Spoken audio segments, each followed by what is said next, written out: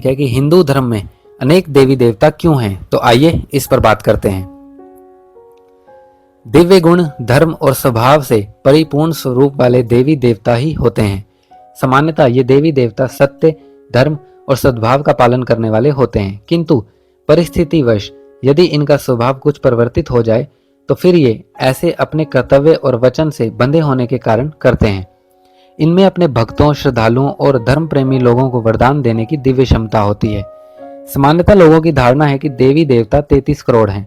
बृहदारण्यक उपनिषद के अध्याय 3 में याज्ञवल्क्य मुनि का कथन है कि देवता 33 होते हैं।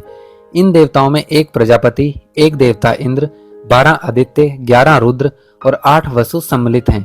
प्रकृति रूप से यज्ञ में संपूर्ण जीवन ही ब्रह्म है। मेघ इंद्र है। स्वतर के 12 मास के 12 सूर्यों को ही आदित्य कहा गया है।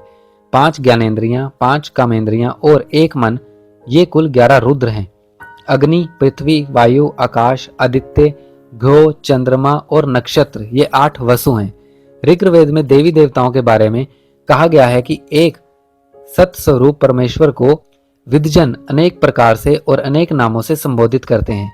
उसी सत्स्वरूप परमेश्वर को वे अग्नि, यम, मातृश्वा, इंद्र, मित्र, वरुण, दिव्य, सुपर्ण, गुरुमात्म आदि नामों से वंदना करते हैं। वास्तव में एक ही परम तत्व को, एक ही अनंत असीम आदि शक्ति को भिन्न भिन्न स्वरूपों में मानकर उसकी पूजा अर्चना की जाती है। इस प्रकार यह भी कहा जाता है कि दिव्य शक्ति एक है और उसके रूप अनेक हैं। सर्व प्रचलित 3 देव ही प्रमुख हैं, ब्रह्मा, विष्णु, शिव। इनकी शक्तियां हैं सरस्वती, लक्ष्मी व दुर्गा। इनमें भी श्रेष्ठ कौन है, इस संदर्भ का एक उपाख्यान है कि एक बार ऋषियों ने भृंगु ऋषि को यह पता करने के लिए भेजा कि तीनों देवताओं में से कौन श्रेष्ठ देवता है। तब भृंगु बारी बारी से पहले ब्रह्मा के पास गए, लेकिन उन्हें प्रणाम वंदन कुछ भी नहीं किया। उस पर ब्रह्मा क्रोधित होकर चले गए। फिर भृंगु शिव के पास गए। वहां भी ऐसा व्यवहार करने के कारण शिव क्रोधित होकर उन्हें मारने के लिए दौड़े। तब भृंगु वैकुंठ में जा पहुंचे। वहां विष्णु शयन कर रहे थे, लक्ष्मी चरण दबा रही थी।